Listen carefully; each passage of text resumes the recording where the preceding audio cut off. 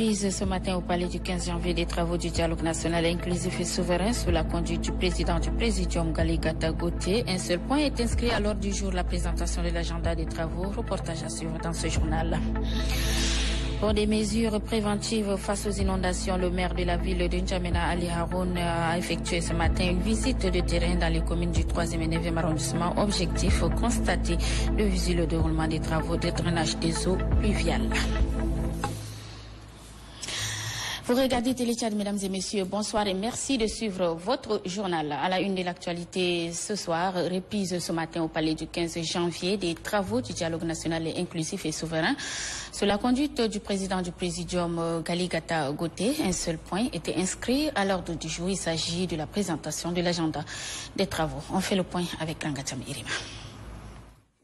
C'est à 10 h que le président du Présidium, Galigota Gata, a ouvert les travaux du dialogue national inclusif et souverain. Au menu, un seul point, à savoir la présentation de l'agenda. Il s'agit pour le Présidium de dérouler aux participants les modalités des travaux qui s'effectueront le lundi prochain. Pour le président du Présidium, Galigota Gata, les 16 millions d'habitants que compte le Tchad ont le regard tourné vers les résolutions issues du dialogue national inclusif et souverain. Et il est du devoir des participants de faire preuve de maturité dans les analyses et les propositions des idées pour sortir des difficultés connues depuis 1993, date de la tenue de la conférence nationale souveraine.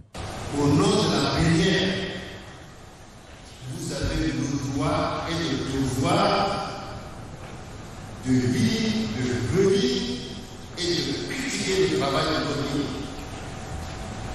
Oui, c'est une base de réflexion qu'on a mise à votre disposition. Mais ce n'est pas une pilule qu'on doit nous faire avaler. Pour une meilleure organisation du dialogue national inclusif souverain, le Présidium opte pour la création des groupes en fonction des thématiques qui seront attribuées aux participants selon leurs convenances et toujours dans l'idée de rechercher le consensus tout en prenant en compte, lors des séances de restitution, les avis des intervenants. La période considérée pour l'exercice mené par la commune à travers l'ensemble des forces vives nationales consultées portera sur la période de 1993 à nos jours. Nous avons voulu que la première thématique soit la paix, la cohésion nationale et surtout la réconciliation nationale, parce que nous devons aborder ces questions avant de parvenir à nous entendre sur des valeurs communes partagées qui pourraient conditionner le vivre ensemble. Les plénières du dialogue national inclusif et souverain prévoient 15 étapes et chaque étape vise une thématique bien précise. Ainsi, selon le chronogramme, le dialogue national inclusif et souverain présentera les conclusions des travaux le 5 octobre prochain. Restons toujours au palais du 15 janvier où se déroulent les assises du dialogue national inclusif et souverain. Les photographes tchadiens professionnels et amateurs mettent en valeur leur profession. Aucune occasion ne leur échappe. Certains entendent immortaliser cet événement et d'autres tirer leur épingle du jeu. Ali Ibrahim Suleiman. La montée en puissance du numérique révolutionne la profession du photographe ici au Tchad. Par définition, un photographe est une personne qui réalise des photographies à l'aide d'un appareil photo ou de fournitures photographiques, tandis que la photographie est l'ensemble des techniques, des procédés et des matériels qui permettent d'enregistrer un sujet en image fixe. La photographie en général permet d'immortaliser un événement et de remémorer les souvenirs. Ici, aux assises du dialogue national inclusif, les photographes, amateurs et professionnels mettent en valeur leur profession. Keda Tao, photographe indépendant, nous explique que le photographe doit à la fois maîtriser les techniques de l'image, de l'informatique et du numérique, mais également faire preuve de créativité et de disponibilité afin d'augmenter ses chiffres d'affaires. Notre profession, c'est une activité qui nous permet aussi de nous prendre en charge. Et les deux, nous voulons immortaliser cet événement parce que c'est un événement unique en son genre et que tout le monde a les yeux rivés sur cet événement. Et donc nous aussi, nous participons à cette activité pour archiver, pour pouvoir aussi immortaliser cet événement. C'est un événement grandiose, un événement qui interpelle tous les Tchadiens à mettre ça dans les archives du pays. En passant par la prise de vue, les techniques de modification des images, le travail de laboratoire ou la vente, leurs activités sont sensiblement différentes. Quand le photographe choisit sa prise de vue, il fixe souvent dans un domaine tel que la photo sociale, l'illustration, le reportage, la mode ou encore la publicité. J'ose croire que tout le monde a les yeux rivés sur cet événement. Et donc, raison pour laquelle nous aussi, en tant que photographes, vous savez que l'activité d'un photographe, c'est d'immortaliser les images et aussi faire parler des images sans avoir dire de quoi il s'agit. Mais l'image en tant que telle parle tout seul. Donc, raison pour laquelle vous voyez un peu partout, nous sommes insérés dans diverses activités qui se passent dans notre pays. Le vendeur ou le photographe oriente sa clientèle en faisant partager sa passion pour l'image pour une bonne prise de vue.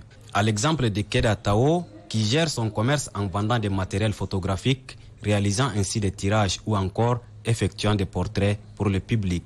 Le photographe tchadien ne baisse jamais la garde. Ce format, c'est le format 30-40.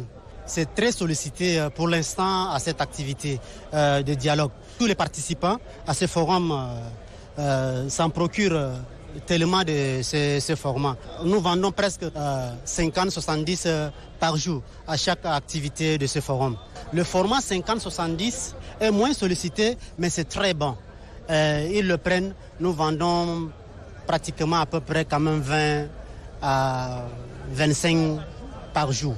En effet, la diversité des pratiques photographiques nous amène à distinguer les photographes par catégorie, amateurs ou professionnels. Dans ces cas de figure, les amateurs s'adonnent à la photographie comme un hobby ou loisir et se distinguent des photographes professionnels qui en font leur métier et vivent de leur créativité en commercialisant leur travail. Ils ont le statut d'auteur et produisent des œuvres destinées à être vendues sans avoir à être commandées au préalable par le client. Rappelons que la date conventionnelle de l'invention de la photographie reste en mémoire depuis le 7 janvier 1839 par le célèbre photographe français Jean-Louis Daguerre. 22 ans après, soit en 1861, est la date de la présentation du photographe anglais Thomas Swinton qui a réalisé la première photographie en couleur. La suite de cette édition, l'arrestation des groupes des jeunes issus du parti Les Transformateurs suite aux troubles publics organisés ces 2 derniers jours dans la ville de N'Djamena défraie la chronique pour apporter des éclaircissements à la situation. La rédaction de la télévision nationale tchadienne a initié un entretien cet après-midi avec le ministre de la Sécurité publique et de l'immigration, général Idriss Dokoni Adiker. Je vous propose de suivre ici un extrait proposé par Suleiman Diabo.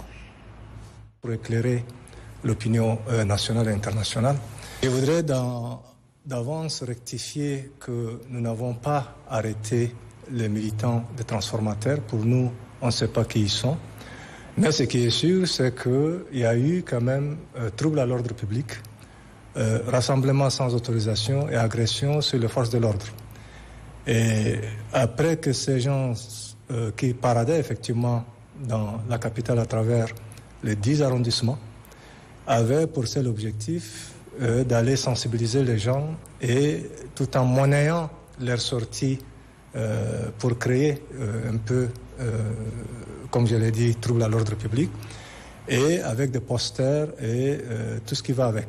C'est pour cette raison que les forces de l'ordre, dans un premier temps, avaient interdit cette parade qui n'ont pas été obtempérées. Ils ont été d'abord, dans un premier temps, vus dans le 2e arrondissement, dans le 4e. Notre grande surprise, ils se sont retrouvés encore au 1er arrondissement. Voilà un peu, si vous voulez, les raisons qui ont fait que ça va de soi. Après qu'ils soient arrêtés, on entend dire que c'est des militants de transformateurs, mais quand même qu'ils soient militants de transformateurs ou autres, la moindre des choses, quand même, il y a des textes, il y a des lois. Il faudrait bien qu'on n'a jamais empêché les gens de marcher. Ça a été très clairement dit et défini. Le gouvernement est toujours disposé à laisser les gens marcher. Si c'est les transformateurs, ils savent. Nous avons quand même de très bonnes relations avec les transformateurs. On a toujours essayé de les accompagner dans ce sens. Mais ce qui s'est passé il y a des jours n'a rien à voir avec un refus quelconque ou un agissement sur des gens spécialement connus. Voilà, le ministre de la Sécurité publique, vous pourrez suivre l'intégralité de cet entretien à la fin de ce journal. L'actualité, c'est aussi cette conférence de presse du président du parti Front Populaire pour la Libération, FPL, Nolassem Takilal, hier soir, dans un hôtel de la place. Conférence de presse axée sur la reconversion de cette formation de lutte en parti politique face aux journalistes. Il a également donné sa position dans le cadre du dialogue national et inclusif avant de se prononcer sur les mots qui mine le développement socio-économique de notre pays. Thomas Ousmane Diali. Le parti politique Front Populaire pour la Libération, ex-mouvement politico-militaire connu sous le nom du Front Populaire pour la Libération du Sud, s'ouvre à la presse nationale ce 2 septembre 2022. Au cours d'une conférence de presse, son président Nolassem Takilal fait la lumière sur ce parti qui est l'un des signataires de l'accord de paix de Doha au Qatar, prélude aux assises du dialogue national inclusif et souverain. Pour le président Nolassem Takilal, la reconversion de sa formation de lutte en parti politique ne trahit en rien ses objectifs de base. C'est une condition au préalable pour siéger en tant que formation politique lors de ces grands rendez-vous nationaux. Pour lui, le dialogue reste la meilleure forme de négociation et de réconciliation. Oufoué Boigny a dit la paix, ce n'est pas un mot, c'est un comportement. Asseyons-nous et discutons. Nous aurons toujours besoin de nous asseoir pour discuter. Nous pouvons faire l'économie de la guerre. Donc je pense que le dialogue, c'est l'arme des forts, ce n'est pas l'arme des faibles. Les échanges avec les hommes des médias ont permis d'avoir désormais une nette visibilité sur la position du parti d'Nolassem Takilal dans le processus de la refondation du Tchad, son idéologie et surtout les efforts à fournir pour l'intérêt du peuple. La renaissance du Tchad, entreprise par les plus hautes autorités de la transition, est en marche, car dans ces chantiers, la contribution de tous ses fils est de mise pour que cette bonne volonté se traduise concrètement dans les faits. Le président du Conseil supérieur des affaires islamiques du Tchad, Cheikh Mohamed Katire Issa, a fait également un point de presse hier, point de presse relatif au dialogue national inclusif et souverain. Le leader religieux appelle les participants à privilégier l'intérêt national et la population à la sérénité et à la cohésion. Suivez.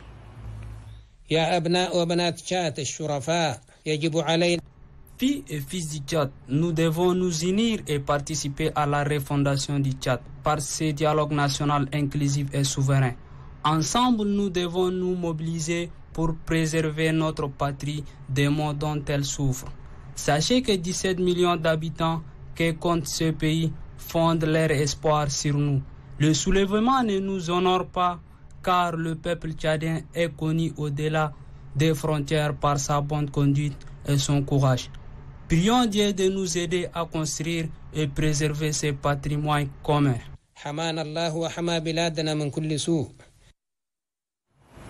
Les fidèles musulmans de Massakori et les autorités locales de Adjarlamis et en leur tête le gouverneur Amina Kodjiana ont organisé une journée de prière pour la réussite du dialogue national inclusif et souverain en vue de la refondation du Tchad. Mohamed Omar Moursal.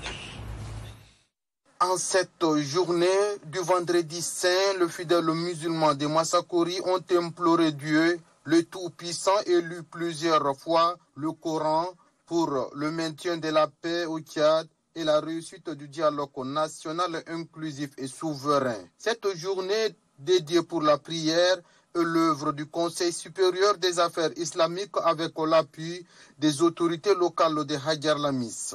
Le président du Conseil supérieur des affaires islamiques, Cheikh Mustafa Ali, incite les fidèles à multiplier davantage la prière et la lecture du livre saint pour que la paix et la sécurité règnent au Tchad. Pour la gouverneure Amina Kodjiana, il est temps que le Tchadien regarde sur la même direction pour la réussite du dialogue national inclusif et souverain en vue de la refondation d'un Tchad nouveau, uni et émergent. Tout Tchadien est concerné par ce dialogue pour réfléchir et apporter des résolutions fortes pour l'union, pour la paix, pour le vivre ensemble, la cohabitation pacifique de tous les Tchadiens. Pour mettre un terme à cette journée dédiée pour la prière, une fatia a été dite par les autorités locales et le fidèle musulman pour que Dieu, le Tout-Puissant, épargne le Tchad de toute hostilité. Et je l'annonçais également un titre pour des mesures préventives face aux inondations. Le maire de la ville de N'Djamena, Ali Haroun, accompagné de ses proches collaborateurs, a effectué ce matin une visite de terrain dans les communes du 3e et 9e arrondissement de la capitale. Objectif constaté de viser le déroulement des travaux de drainage des eaux pluviales. Vareladi. Pas besoin de voir la population de la commune du 9e arrondissement revivre le passé. En 2020, avec la montée du fleuve Chari, plusieurs ménages ont connu des cas de sinistres. Et comme un adage populaire dit, et je cite, prévenir vaut mieux que guérir, les autorités municipales effectuent une descente de terrain. Elles ont visité 2 digues auxquelles se déroulent les travaux d'implantation des buses. Une nouvelle alternative proposée pour faciliter l'écoulement des eaux de pluie vers le fleuve Chari. Ces digues ont été construites sur le fond de l'État tchadien. Donc c'est déjà un pas important. S'il n'y avait pas ce digue, le travail va être encore plus compliqué. Heureusement que les dispositions ont été prises, même si les travaux de ces digues ne sont pas totalement achevés. Il y a des endroits, des exécutoires qui nécessitent à être renforcés. Et c'est ce que les services techniques sont en train de faire en mettant des stocks de terre à côté, en préparant des sacs de gîte, et également dans les jours à venir mettre des préfats à certains endroits pour que l'eau ne puisse pas entrer dans les quartiers. Dans cette initiative, la municipalité est appuyée par les plus hautes autorités avec à leur tête le président du Conseil militaire de transition, général Mamad Idriss Déby Itno. Une occasion pour le maire Ali Haroun de saluer cet appui de taille du chef de l'État. Nous avons déployé ces poclés à différents endroits de la ville de N'Djamena et c'est grâce au soutien financier du gouvernement afin que nous puissions vraiment sauver la ville. Donc, avec les moyens que l'État a mis à notre disposition, nous avons loué des engins lourds et que nos agents, les services techniques de la mairie sont en train de faire le travail. Bénéficiaire des travaux, la population, raison pour laquelle celle-ci met la main à la pâte. Djekounda De Simon, habitant le quartier Gardolé dans la commune du 9e arrondissement, se voit dans l'obligation de présenter ses gratitudes aux autorités municipales. Maintenant que la mairie est arrivée là, il amène le bus, il met tout, les choses nous amènent, on dit merci beaucoup. Merci beaucoup. Par cette visite, les autorités communales renouvellent une fois de plus leur volonté d'œuvrer pour le bien-être de leurs concitoyens, confie le maire Ali Haroun. Selon lui, même si la ville d'N'Djamena a connu de fortes pluviométries, il ne ménagera aucun effort pour faire face à cette situation naturelle. Les victimes d'inondations du quartier Chagua dans la commune du 7e arrondissement ont reçu ce matin une assistance constituée des articles non ménagers. C'est une assistance donc de l'ONG nationale d'aide humanitaire Effective Solutions en partenariat avec l'ONG Diaconie. Reportage Aimé Béalou. Les populations de la ville de N'Djamena traversent des moments difficiles causés par les fortes pluies enregistrées ces derniers jours. Le 7e arrondissement est l'un des arrondissements les plus affectés par les inondations. L'objectif de cette distribution d'articles non ménagers est de soulager les populations de cet arrondissement. L'ONG nationale Effective Solutions, avec l'appui de son partenaire Diaconie, a décidé de voler au secours de quelques ménages sinistrés. C'est l'occasion pour moi de saluer, au nom de la commune du 7e arrondissement, les efforts et leur témoigner ainsi notre gratitude et nos reconnaissances pour cet acte de bienfaisance et d'humanité. Un geste apprécié par les bénéficiaires. Je suis très fière de cette aide-là, puisque pendant cette année, la ville d'N'Djamena est dans l'inondation. Mais Dieu nous a fait grâce, il a donné une idée à l'ONG nationale de nous soutenir avec des articles. Je suis très contente pour ça. C'est une bonne chose et ça nous a beaucoup aidé par rapport à notre situation. L'ONG nationale d'aide humanitaire Effective Solutions et son partenaire Diaconie prévoient distribuer des savons, nattes, moustiquaires dans d'autres arrondissements de la capitale. Le président du comité de gestion des revenus pétroliers de la province du Chari, Bagirmi Ban Adioli, a dirigé hier vendredi au Palais de la démocratie la première assemblée générale du dit comité. Objectif désigner le vice-président et les rapporteurs. Nodiam Rosine Korodi. Cette première assemblée générale avec les membres du comité fait suite au décret 1911 du 1er juillet 2022 portant composition, organisation et fonctionnement du comité de gestion des revenus pétroliers de la province du Chari-Bagirmi.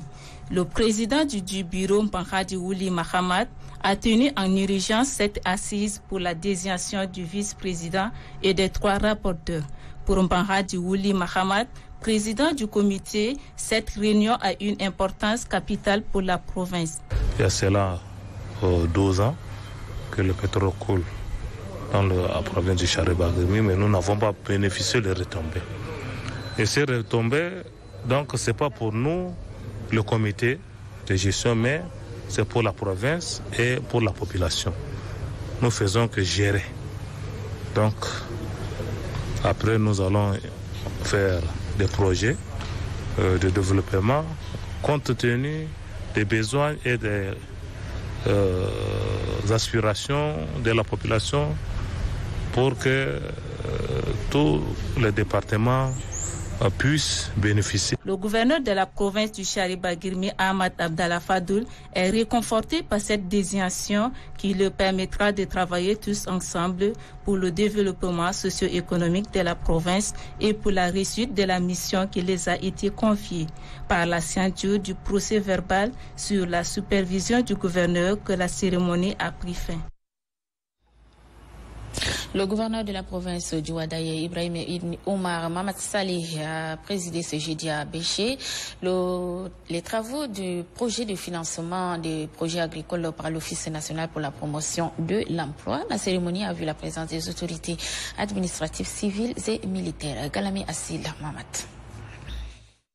Le lancement de ces crédits agricoles est l'initiative de l'Office national pour la promotion de l'emploi en vue de financer les producteurs pour améliorer leurs conditions de vie afin d'atteindre l'autosuffisance alimentaire. Dans son mot introductif, le chef d'agence de l'Office national pour la promotion de l'emploi, Moubarak Kodi Ori, a tout d'abord tenu à présenter ses sincères excuses pour le retard accusé cette année dû aux arriérés accumulés. Cette année, que l'enveloppe dédiée à la province du Wadaye a diminué parce que les efforts que fournit l'ONAPE, il a eu toujours des impayés. Et le comité de crédit a décidé de ne financer que les producteurs ayant soldé la totalité des crédits qui leur sont octroyés dans les campagnes passées. Lançant l'opération de financement des projets agricoles, le gouverneur de la province du Wadaye, Ibrahim Ibn Omar Mahamad Saleh, a souligné que cette initiative entre en droite ligne de la politique du gouvernement de transition. À l'endroit des chefs de canton, j'en appelle à votre sens de responsabilité afin que vous veillez au recouvrement intégral de ce crédit à l'échéance convenue, car c'est vous qui êtes les garants de vos populations respectives. Pour rappel, une somme de 64 millions est octroyée aux producteurs du Wadaye pour l'année en cours. Sachez également que l'Office national pour la promotion de l'emploi a pu octroyer des crédits agricoles dans 3 départements de la province de Wadifira afin de permettre aux bénéficiaires d'accroître leur productivité. On fait le point avec Tigre Kibira. Dans le cadre de l'accompagnement du secteur agricole au Tchad, que le ministère de la fonction publique, du travail et du dialogue social, à travers l'Office national pour la promotion de l'emploi, a lancé cette campagne d'octroi des crédits agricoles 2022-2023 dans les départements de la province du Wadifira, qui sont les départements d'Albière, de Biltine et Dar el Fawaki. Le responsable du bureau provincial de l'ONAPE, Ahmad Abdelkader Diar, a évoqué les raisons de la création de l'office qui intervient dans la lutte contre le chômage dans les zones rurales, la création de l'emploi aux jeunes et l'aide au groupement agricole pour freiner l'exode rural, la pauvreté et le chômage. Il a également lancé un appel aux bénéficiaires des années précédentes d'honorer leur engagement. Pour sa part, le préfet du département d'Albière, Abdraman Oumar Diaro, a salué les efforts du gouvernement tchadien en faveur des agriculteurs afin d'améliorer les conditions de vie des familles. Il a demandé aux chefs traditionnels d'aider l'ONAPE à recouvrer intégralement les arriérés. À noter que 312 projets agricoles ont bénéficié de ces crédits, dont le montant global est de 55 900 000 francs CFA. Des certificats d'appréciation ont été remis à ceux qui ont tenu leur engagement ces dernières années à la fin de cette cérémonie. Lancement ce matin à la Maison nationale de la femme de la 2e édition du projet de formation d'encadrement et d'accompagnement des filles mères à la vie active par l'emploi et l'auto-emploi. C'est la coordinatrice de ce projet, Fatime Martial, qui a présidé la cérémonie. Togiano Garcetti Aimé. Contribuer à l'autonomisation des couches vulnérables des scolarisés, c'est le souci majeur du projet de formation d'encadrement et d'accompagnement des filles mères à la vie active par l'emploi et l'auto-emploi Profenafim. Cette 2e édition consiste à renforcer la capacité des filles mères célibataires afin de mieux s'insérer dans la vie active. Les filles mères ne sont pas tellement prises en compte parce que déjà elles sont filles mères et personne ne les prenne au sérieux.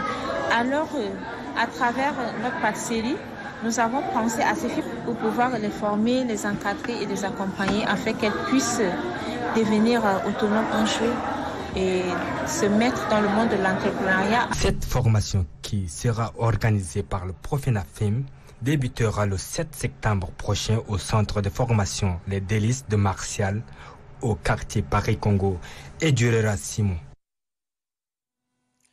Le retour du lamentable, c'est le titre du livre écrit par Tidjani Mahamat Tidjani. La cérémonie dédicace a lieu hier soir à la Bibliothèque nationale en présence des amoureux de la littérature. Le reportage est signé Mahamat Kamis Ngeyambengeri. Le retour du lamentable, c'est le titre du livre écrit par le jeune Tidjani Mahamat Tidjani. Selon l'auteur, ce livre relate une période de famine ayant frappé la zone de Mangalmé. C'était lors de cette disette qu'une femme décide de chercher ses 2 enfants qui ont fui le village pour un lendemain meilleur.